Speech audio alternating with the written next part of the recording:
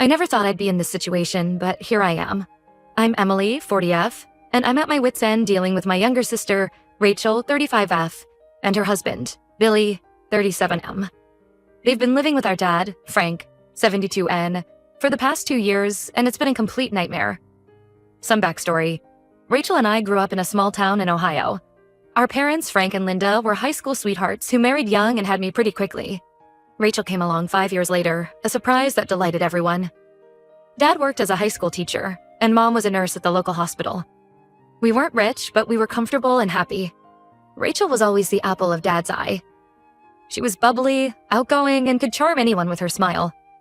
I, on the other hand, was more reserved and studious. I didn't mind, though. I loved my little sister and was proud of her accomplishments, even if they sometimes overshadowed mine.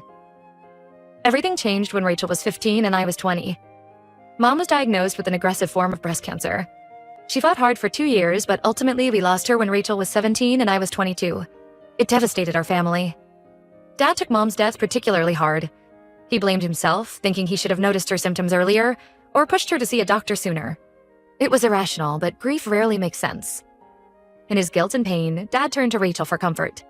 She was still living at home while I was away at college, trying to keep up with my studies while dealing with my own grief. Dad started spoiling Rachel in ways he never had before. He'd buy her expensive gifts, let her skip school if she wasn't feeling up to it, and never said no to any of her requests. I understood why he was doing it. Rachel was a tangible link to Mom, and indulging her made Dad feel less helpless. But it created a dynamic that would cause problems for years to come. Fast forward a few years. I had graduated college and started my career as an accountant. I met my husband Tom at work, and we got married when I was 28. Rachel, meanwhile, dropped out of community college after a semester, saying it wasn't for her. She bounced between jobs, waitress, receptionist, retail, never sticking with anything for long. Dad continued to support her financially, always with the excuse that she was finding herself. When Rachel was 25, she met Billy at a bar. He was 27, charming and full of big ideas. He talked about the businesses he was going to start, the millions he was going to make. Rachel was smitten. They got married after only 6 months of dating, despite my and Dad's concerns about the rush. At first, things seemed okay. Billy worked as a salesman at a local car dealership, and Rachel got a job as a yoga instructor at a new studio in town. But it didn't last. Billy quit his job after a few months, claiming his boss was holding him back. He started talking about cryptocurrency and how he was going to make a fortune investing. Over the next few years, Billy jumped from one get-rich-quick scheme to another. Multi-level marketing, day trading, flipping houses, without any real estate experience. You name it, he tried it. Rachel supported him through it all, picking up extra yoga classes and even working as a waitress to make ends meet. But it was never enough. 2 years ago, Rachel and Billy approached Dad about moving in with him. They claimed they were between apartments and just needed a place to stay for a few months while they got back on their feet. Dad, being the softie he is, agreed without hesitation. I had my doubts, but I kept my mouth shut. Big mistake. What was supposed to be a few months has turned into 2 years of Rachel and Billy mooching off Dad. They don't pay rent, they don't buy groceries, and they certainly don't help around the house. Dad's retirement savings are dwindling because he's supporting 3 adults instead of just himself. I've tried talking to Dad about it, but he always brushes me off. They're family, Emily. He says, we have to help family. But what about when family is taking advantage of you? The situation has been causing tension between me and Tom. He thinks I should confront Rachel and Billy directly, but I'm worried about causing a rift in the family. Tom doesn't understand. He comes from a large, close-knit family where everyone pulls their own weight. He can't fathom the idea of taking advantage of a parent the way Rachel and Billy are doing. The breaking point came last week when I visited Dad's house. The place was a mess, with dirty dishes piled up in the sink and clothes strewn everywhere. Dad looked exhausted. When I asked him what was wrong, he admitted that he'd been doing all the housework because Rachel and Billy were too busy to help. I couldn't hold my tongue anymore. I confronted Rachel about it, and she flew off the handle. She accused me of being jealous because Dad loves her more. Can you believe that? I'm not jealous. I'm concerned about our father's well-being. Rachel brought up old grievances, accusing me of abandoning the family when Mom died because I went back to college. She conveniently forgot that I came home every weekend, or that I was the one who organized Mom's medical care and later her funeral arrangements. Billy just sat there during the whole argument, playing video games and pretending not to hear us. That's pretty much his MO. Avoid conflict and responsibility at all costs. When I tried to draw him into the conversation, asking what his plans were. For finding a job, he muttered something about a big opportunity coming up and went back to his game. After the argument, I went home and broke down. Tom held me while I cried, feeling helpless and angry. He suggested we consider taking legal action to protect Dad's assets, but the thought of it makes me sick. How did we get to this point? I don't know what to do. Dad's health is declining, and I'm worried that Rachel and Billy are going to bleed him dry before he even realizes what's happening. I've thought about talking to a lawyer, but I don't want to cause a huge family rift. Tom thinks I should just cut ties with Rachel and Billy, but I can't abandon Dad. He's all we have left, and I can't bear the thought of him being taken advantage of like this. Plus, despite everything, Rachel is still my sister. I remember the little girl who used to follow me around, asking me to read her stories or play dress-up. How did that sweet kid turn into this entitled adult? I've considered reaching out to our extended family for help, but it's complicated. Mom was an only child, and Dad's only brother lives across the country. We were never very close to our cousins growing up. I feel so alone in this. Has anyone dealt with a similar situation? How did you handle it? I'm open to any advice at this point. I just want my dad to be okay, and for Rachel and Billy to grow up and take responsibility for their own lives. But I'm scared that if I push too hard, I'll lose what's left of my family. Help me, Reddit. I don't know what to do. Update 1. It's been about a month since my last post, and things have taken a turn for the worse. I want to thank everyone who commented and offered advice. I've been trying to implement some of your suggestions, but it's been an uphill battle. First, I took some of your advice and had a serious talk with Dad. I showed him bank statements and receipts to illustrate how much money he's been spending on Rachel and Billy. At first, he was defensive, but as we went through the numbers, I could see the realization dawning on his face. He looked devastated, and it broke my heart. Dad agreed to sit down with Rachel and Billy to discuss the situation. I offered to be there for support, but he insisted on handling it himself. Big mistake. The family meeting was a disaster. Rachel burst into tears, claiming that Dad was choosing money over family. She brought up Mom, saying, "Mom would never have turned her back on us like this." It was a low blow, and I could see how much it hurt Dad. Billy, in a rare moment of actually speaking up, accused Dad of going back on his word to help them. They both played the victim card hard, and Dad caved. Not only did he not set any boundaries or ask them to contribute, but he also offered to increase their monthly allowance. Yes, you read that right. They've been getting an allowance this whole time, and I didn't even know about it. Apparently, Dad's been giving them $500 a month to help out. Now he's increased it to $750. I was furious when Dad told me what happened. I tried to reason with him, but he just kept repeating, "They're family, Emily. What am I supposed to do, throw them out on the street?" The situation at home has gotten even worse. Rachel and Billy seem to have taken Dad's capitulation as carte blanche to do whatever they want. They've started inviting friends over for parties, leaving the house in even more of a mess. Dad's trying to keep up with the cleaning, but at 72, it's taking a toll on his health. Last week, Dad called me in a panic. He'd slipped on some spilled beer in the kitchen that Rachel and Billy had left from a party the night before. He didn't break anything, thankfully, but he was badly bruised and shaken up. When I confronted Rachel about it, she accused me of blowing things out of proportion and said accidents happen. I've been stopping by more often to help out, but every time I'm there, Rachel makes snide comments about me checking up on them and trying to control everything. She started telling Dad that I'm trying to drive a wedge between them. Billy just ignores me completely, always engrossed in his phone or his video games. The financial situation is even worse than I initially thought. Last week, I discovered something that made my blood boil. I was helping Dad sort through some mail when I found a credit card statement in Rachel's name, with Dad as a cosigner. The balance was over $15,000, and the minimum payments were barely being met. When I confronted Dad about it, he admitted that Rachel had asked him to co-sign for the card about a year ago. She had promised to use it only for emergencies and to pay it off each month. Clearly, that hasn't happened. When I asked what the money was spent on, Dad didn't know. I took a look at the statement, and it was full of charges for restaurants, clothing stores, and even a few cash advances at casinos. I'm at my wit's end. Tom is pushing harder for me to step back and let Dad face the consequences of his decisions, but I just can't. I keep thinking about Mom and how disappointed she would be to see our family like this. I found an old photo album the other day, full of pictures from when Rachel and I were kids. There's one of us at the beach, building a sandcastle together, both of us grinning at the camera. I cried for an hour looking at it, mourning the relationship we used to have. I've started gathering documentation of all the financial abuse. Bank statements, credit card bills, receipts, anything that shows how. Rachel and Billy are taking advantage of Dad. I'm not sure what I'm going to do with it yet, but I feel like I need to be prepared. Some of you suggested getting adult protective services involved, but I'm hesitant. Dad isn't physically or mentally incapacitated.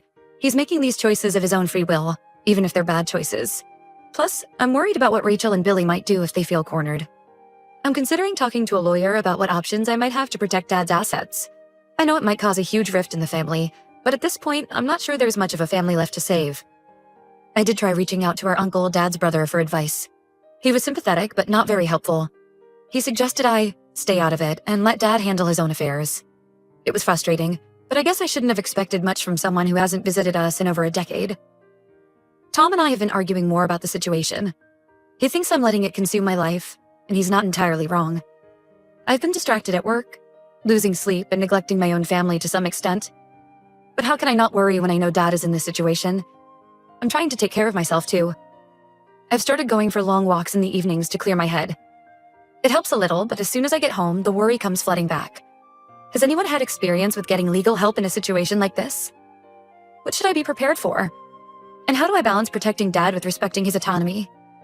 I feel like I'm walking a tightrope, and one wrong move could send everything crashing down. I'll keep you all updated. Thanks again for your support and advice. It means more than you know. Update 2. It's been 2 months since my last update, and the situation has reached a boiling point. I want to thank everyone again for their support and advice. It's been a roller coaster, but I finally feel like I'm making some progress. After my last post, I did consult with a lawyer. She advised me that while we couldn't force Dad to make different choices, we could take steps to protect his assets. She suggested setting up a trust, but warned that it would only work if Dad was willing to cooperate. I broached the subject with Dad, and to my surprise, he was receptive. I think the credit card situation had finally opened his eyes to how bad things had gotten. We spent a weekend going over his finances in detail, and he was shocked to see how much his savings had dwindled. However, before we could take any action, disaster struck. Dad had a minor heart attack. The doctors say it was likely stress-induced. He's okay now, but it was a wake-up call for everyone. I got the call from Rachel in the middle of the night. For once, she sounded genuinely scared. I rushed to the hospital, my heart in my throat.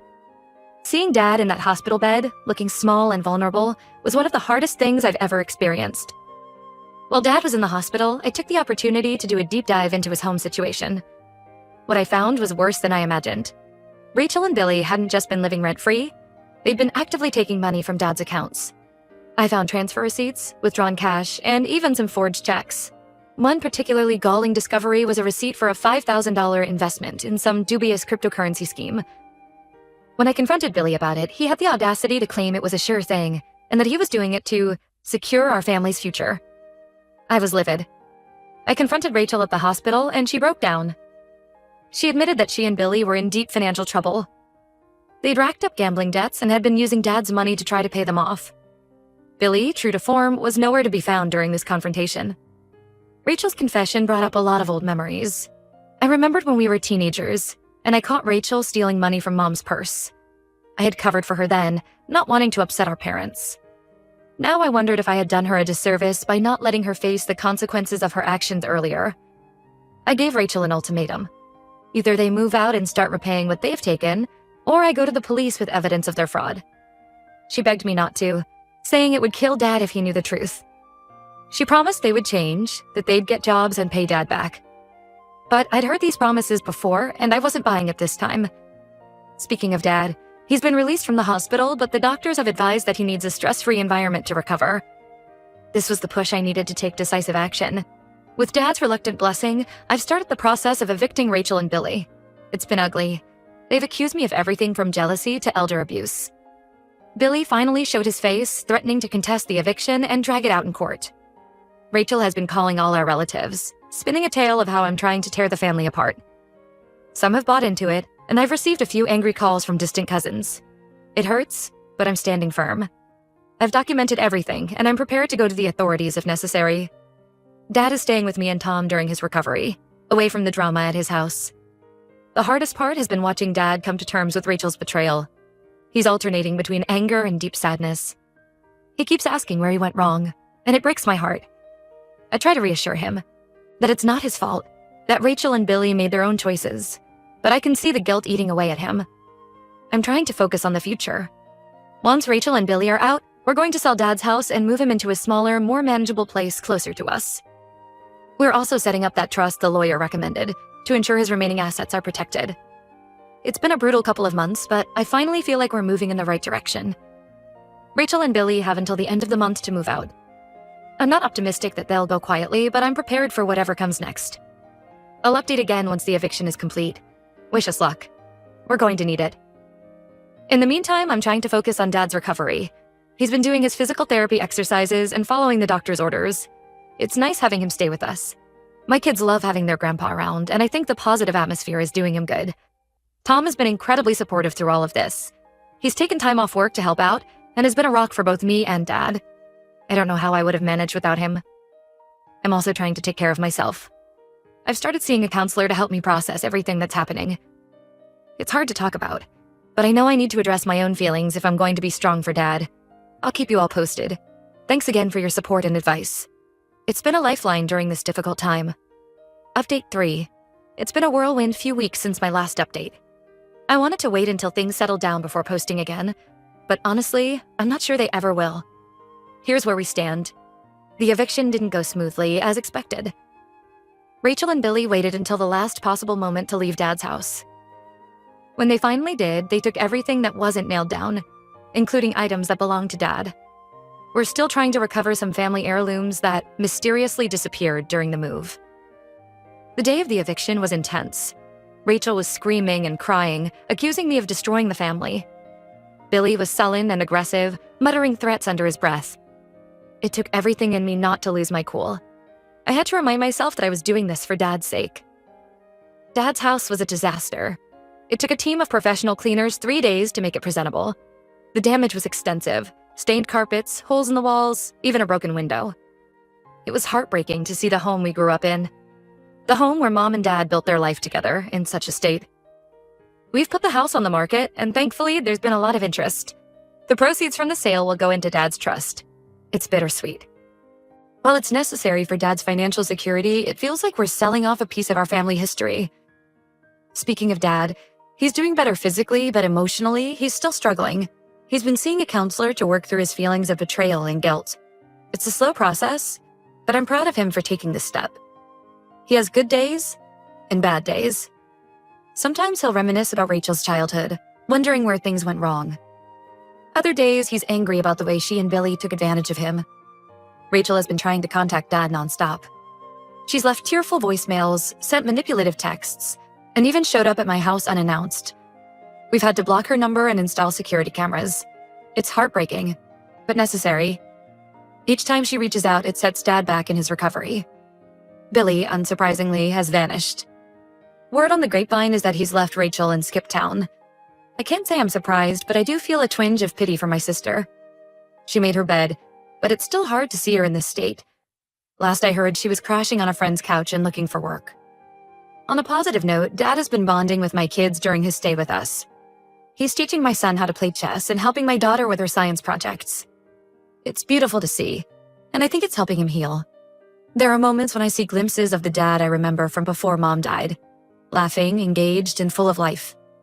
We found a nice little condo for Dad, not far from our house. It's in a 55-plus community with lots of activities and support. He's nervous about the move, but also excited for a fresh start. We've been visiting the community center and meeting some of his potential new neighbors. I think it'll be good for him to be around people his own age. As for me, I'm exhausted but relieved. The past few months have been the hardest of my life, but I know we made the right choice.